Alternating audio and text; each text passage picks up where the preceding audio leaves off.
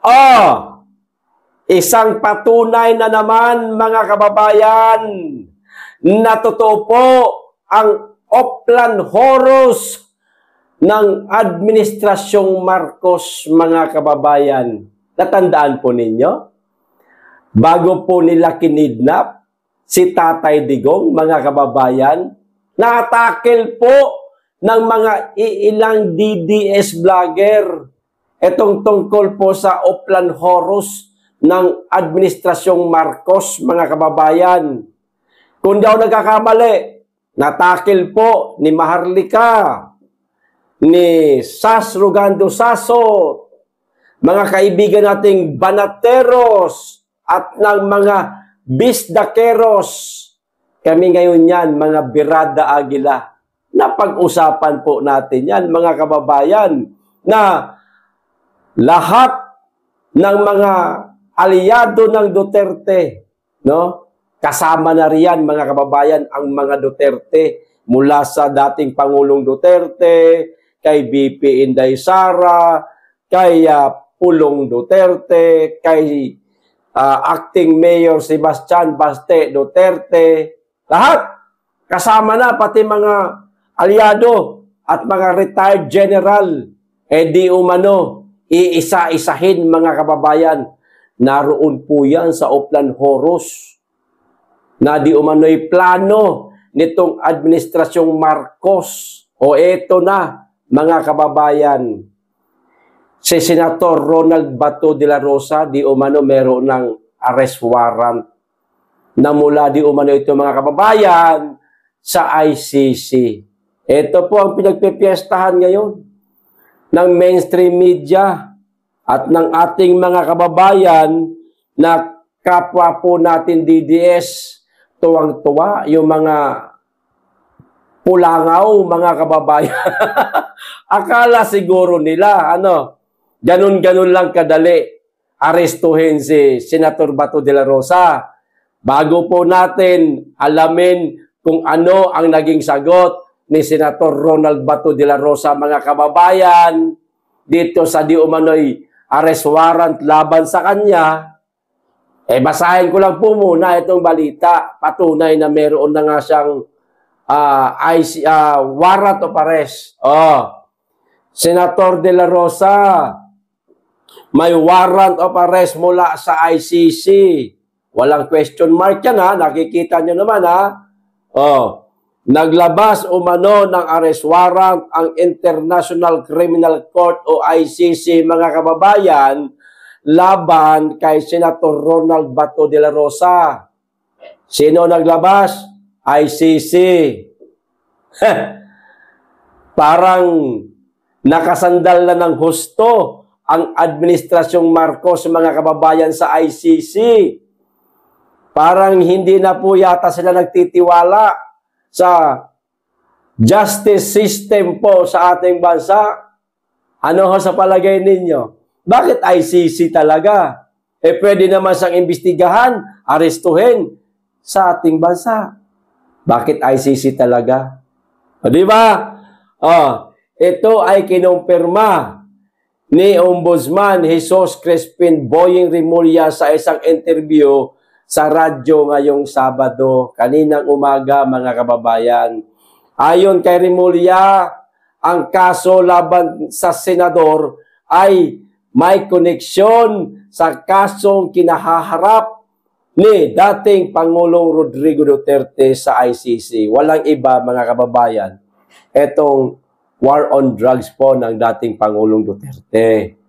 Nako, hindi lang naman po si Bato ang sumunod doon sa order ng dating Pangulong Duterte na war on drugs. Maliban kay Bato, meron pa naman mga sumunod sa kanya na mga naging PNP chief sa Administrasyong Duterte, di ho ba, mga kababayan? Kaya malamang sa malamang matutupad pa rin po ang Oplan Horus ng Administrasyong Marcos, mga kababayan, na maliban sa mga Duterte, lahat ng mga aliado ng mga Duterte, maging ang mga retired general, ay madadawit ho rito. Asahan ho natin yan. Sila Senator Bongo, kasama na yan. Nako, kasama ang palad. Baka pati mga DDS vlogger, mga kababayan, pagdating ng araw, iisa-isahin din kami. Di ba? Mga kababayan, lahat daw po ng alay eh. O kayong mga nakasubaybay lang po sa kaganapan sa ating bansa, lalong-lalo na sa kapalpakan ng Administrasyong Marcos, hindi na po kayo idadawit niyan. Nasa social media lang naman po kayo umaatake.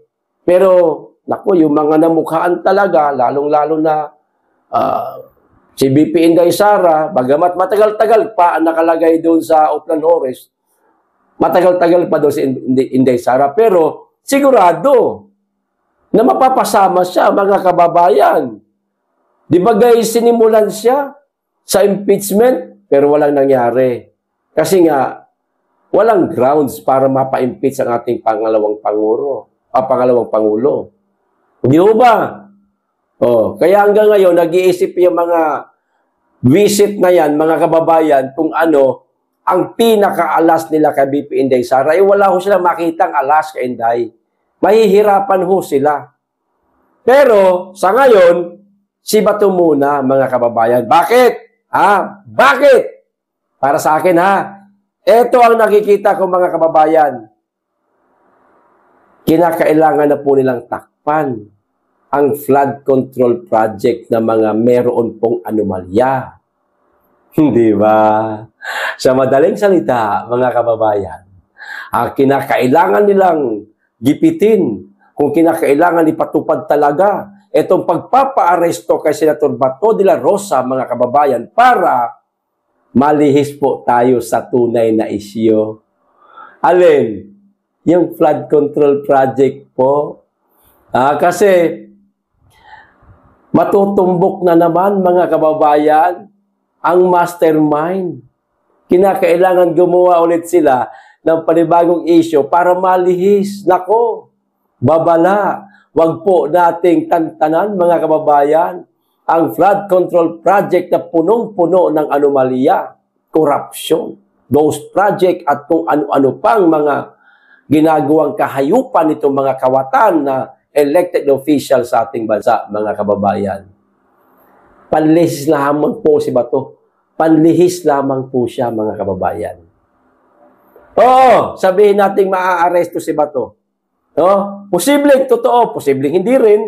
Depende sa kanya. Di ba? Sabihin na natin, naaresto siya. Titigilan na po natin, mga kababayan, ang issue sa flood control. Na halata nga na ipinupunas na nila sa mga Duterte itong anomalya sa flood control Yung Davao City, inimbestigahan, in-inspection. Wala lang talaga silang makita. Sinubukan nila maghanap ng butas sa Davao City, pero wala lang po silang makita. Wala na tayong makitang panglihis sa isyo.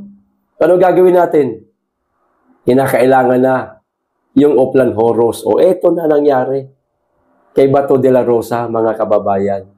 Panglihis lang po ito sa isyo, mga kababayan. Huwag po natin silang tatantanan sa maanumalyang flood control project. Ngayon, mga kababayan, akala siguro nila, ang isang Senator Bato de la Rosa, mga kababayan, hahayaan niyang tawag nito, mahuli siya, mga kababayan. Dito tayo sa ibang cellphone at nagluloko yung isang cellphone na yan. Dito tayo. Hindi ko ma-open pasensya na nagloloko Ayan. Basahin natin dito, mga kababayan, ang naging pahayag ni Senator Ronald Bato de la Rosa. Kasi malalaman ho natin kung ano talaga yung gusto niyang mangyari. Ito muling iginiit ni Senator Ronald Bato de la Rosa nitong Sabado, kanina rin, na hindi siya susuko, sakaling maglabas ng warrant of arrest ang International Criminal Court o ICC laban sa kaniya, mga kababayan. Paano ngayon yan? Hindi susuko si Senator Ronald Bato de la Rosa. Saan nyo siya ngayon hahanapin? Di ba, mga kababayan? Naku, wag naman sanang umabot ito sa mas matindi pang gulo, mga kababayan. Pero mag-aantabay pa rin tayo kung ano ang mangyayari dito sa arrest warrant di umano ni Ronald Bato de la Rosa, mga kababayan, mula sa ICC. Pero dito nadali, mga kababayan, ang script. Nasira ang script. Bakit? Abay, magkaiba po ang sinabi ng magkapatid na Remulla. Iba ang sinabi ni Boying, iba din po ang sinabi nitong si John Vic. Nasira ho yung script. Hindi ho tugma eh. Ito sabi ni Boying. Ito sabi niya. ICC warrant out versus Bato de la Rosa. May question mark po ang Rappler. Here's what we know so far. Ombudsman Boying Remulla confirmed to Rappler that the International Criminal Court has already issued a warrant against Senator Ronald Bato de la Rosa, Duterte's inaugural PNP chief who first implemented the drug war. Ayan, siya talaga ang unang nagpa-implement itong war on drugs ng dating Pangulong Duterte. Kinumpirma ni Boying, mga kababayan, dito sa Rappler na ayan na, meron ng arrest warrant si Bato. Meron na, andyan na, nakabinbin na, isisilbi na lang. Diba? Pero ito, ang sabi nitong isang kapatid niya, mga kababayan, nasira yung script nila eh. Saan nagpahayag si Boying kanina? Sa Rappler. O dito naman po sa ABS-CBN, ito po ang sinabi di umano ni John Vic Remulla. Interior Secretary John Vic Remulla tells ABS-CBN News, no, wala, nada. No red notice versus Senator Ronald Bato de la Rosa issued by Interpol as of yet. Mga ano ba talaga script nyo? Hindi kayo magkatugma ng script. Sira ang script, mga kababayan. As per the Center for Transnational Crimes, there has been no red notice issued by the Interpol as of 10 minutes ago, Remulla says. Kita nyo na? 10 minuto matapos maglabas ng pahayag ni Boying Remulla, mga kababayan, na meron na di umanong arrest warrant laban kay Bato de la Rosa mula sa ICC, naglabas din po ng pahayag si John Vic na wala naman eh. Hindi naman totoo eh.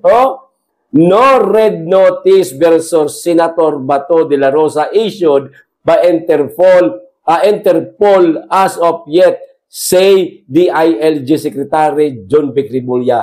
Ang sabi ni Boying, meron ng red notice mula sa Interpol, meron ng arrest warrant si Bato, pero ang sabi nitong kapatid, mga kababayan, wala pa man. Ano ba talaga totoo? Ano ba talaga totoo sa inyo, magkapatid? Sino ba totoo sa inyo? Sino paniniwalaan, mga kababayan? Uy, ayusin nyo yung yung script niyo, nakakahiya kayo. Pagagalitan kayo niya ng amo nyo niyan, hindi magkatugma yung sinasabi ninyo. Dapat iisa, pabihira, magkapatid pa man din kayo. Magkapatid pa man din kayo. Hindi kayo nag-uusap na pwedeng matanong yung isa, pwede rin matanong yung isa. Eh magkaiba kayo ng sinasabi, eto, nangyari na. Yari kayo sa amo nyo. Mababatukan kayo niyan. Ha? Nasira ang script ng magkapatid na Remulla, mga kababayan. Hindi tugma yung mga sinasabi. Uy, mag-usap kayo mga tanga. Talaga gusto mga to, nakakatawa mga buang. Ayusin nyo trabaho nyo, mayayari kayo sa amo nyo. Si Bato, nung mabasang meron na di umanong red notice mula sa Interpol at arrest warrant mula sa ICC, kinabahan na eh. Lo, teka, totoo na to. Di ba? Siyempre may kabayan eh, di ba? Sino hindi kakabahan na meron kang arrest warrant? Eh, nung mabasa ni Bato, na wala pa naman pala. Ay, nakahinga uli.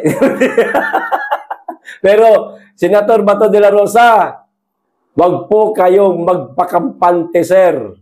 Sir, magkababayan man tayo. Magkapit-bahay lang tayo. Ilang kilometro lang yung bahay mo dito sa bahay ko eh.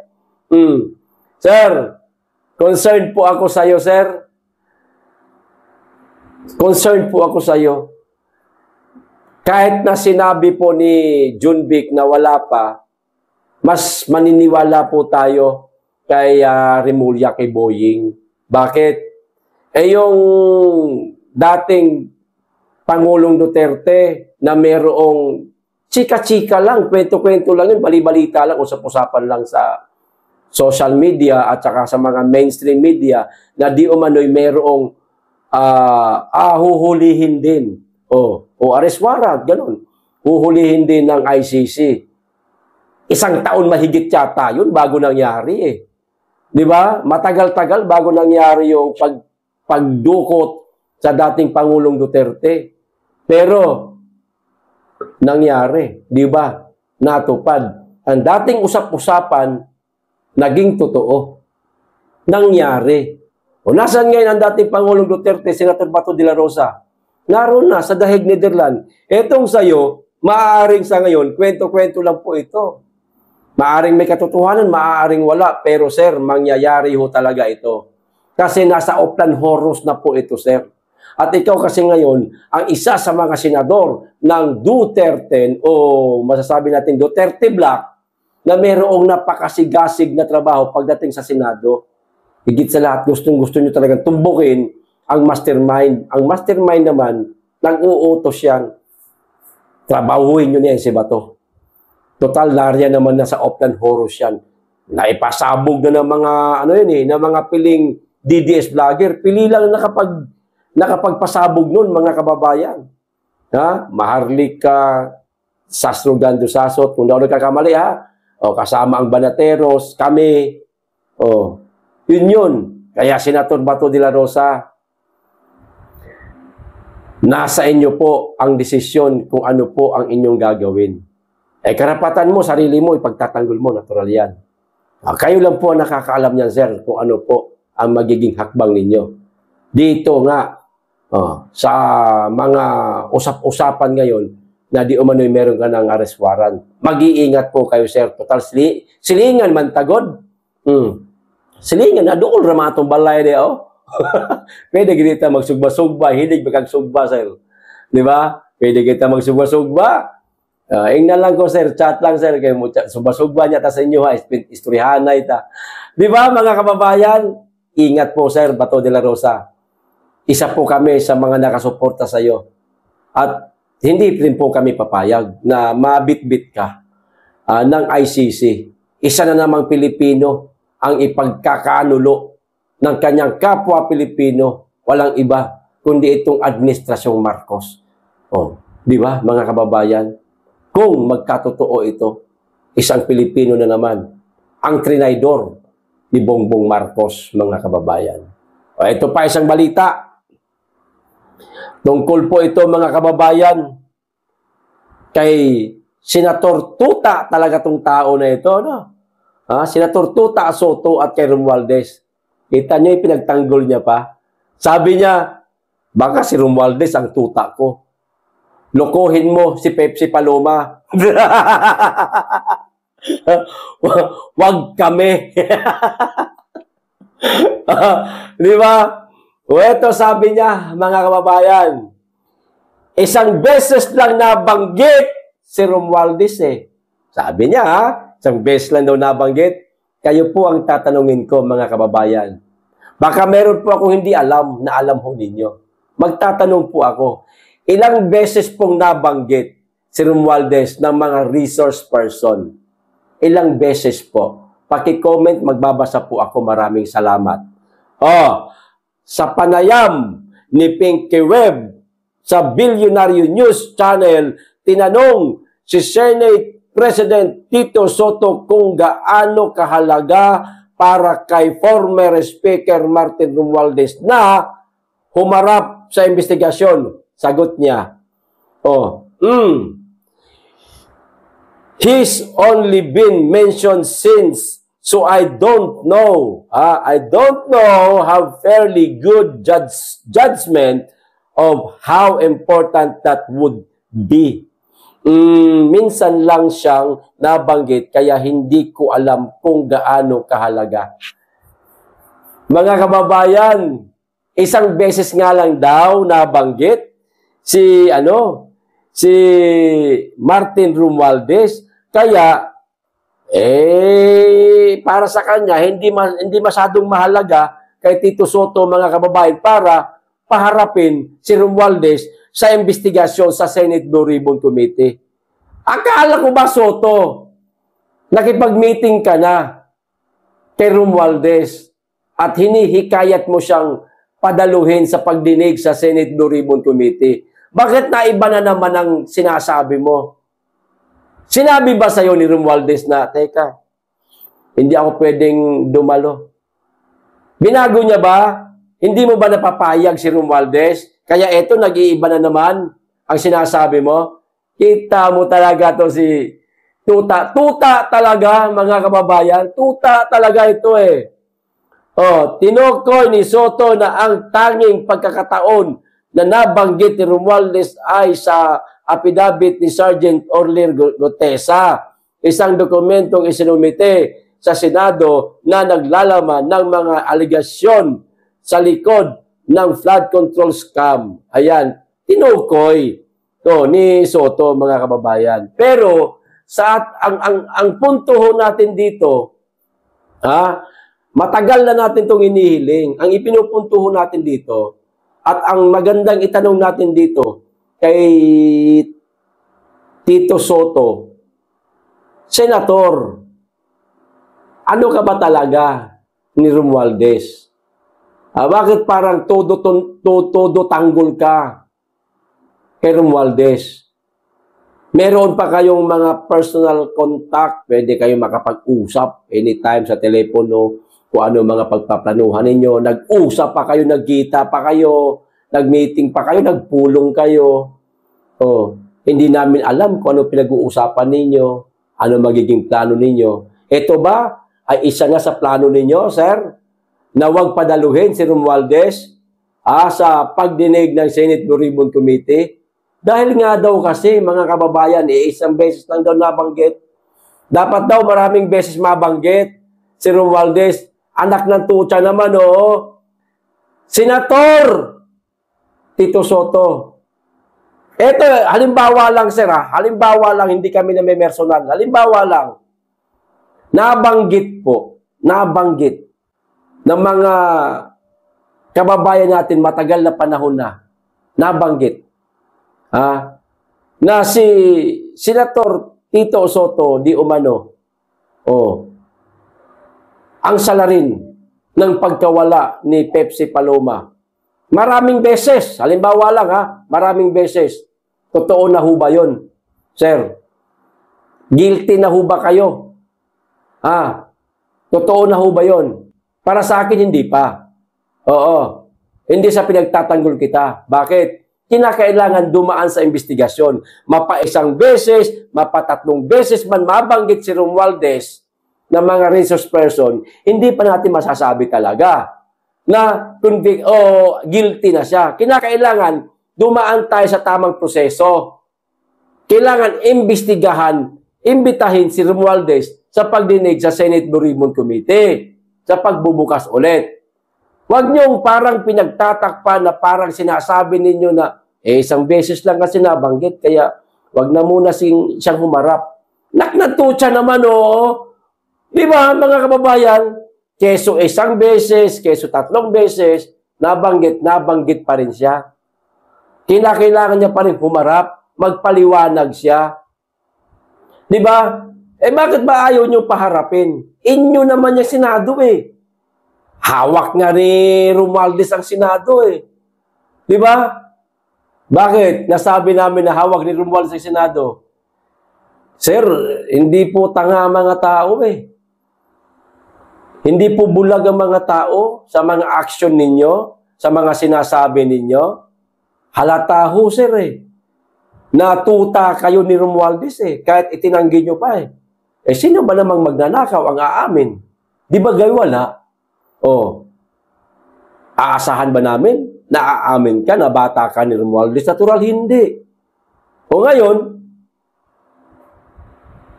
hiling ng taong bayan, paharapin siya sa pagdinig. Paharapin niyo. Huwag po kayo magdadahilan na isang beses lang nabanggit. Hindi pwede, dumalo. Putang ina. Di ba, mga kababayan? Tama ba na sabihin niya ito? Kayo na po ang humusga, mga kababayan. Sa ilang beses ng pagkakataong itinanong ko po sa inyo, ito bang si Tito Soto, tuta talaga ni Romualdez? Kayo na po ang sumagot, mga kababayan. Hanggang dito lang po. Maraming salamat. Mag-iingat kayong lagi at higit sa lahat. Mahalin natin ang Pilipinas.